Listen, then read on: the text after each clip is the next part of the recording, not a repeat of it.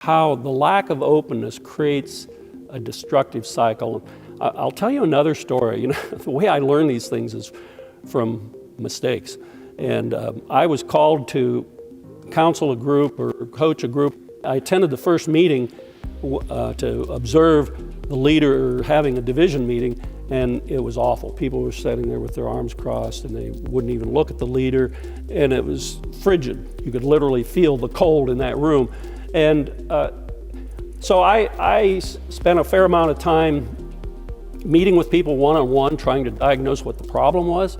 And I got back together with this group to explain some of the things I'd learned and propose some next steps. And in that meeting, there were a couple guys in the back laughing and talking to each other, and they weren't paying any attention to what I was saying.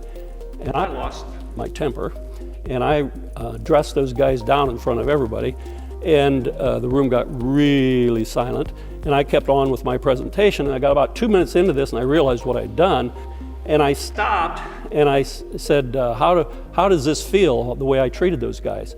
And one woman who I wasn't even talking to said, well, you scared me to death and you weren't even looking at me. And I said, okay, this is what happens when we treat each other like that. And I apologized to those guys. I said, I was wrong for doing what I'm doing. It's the opposite of what I'm trying to teach. And they apologized to me. And wouldn't you know it, this melted the whole thing. This was the beginning of the turnaround in this organization. Me losing my temper and then recognizing it and apologizing. So here's an example where a mistake actually became a breakthrough in this organization. But my point in all of this is when you react in an angry way to someone, you shut off communication. And you cannot fix anything if you can't communicate with each other.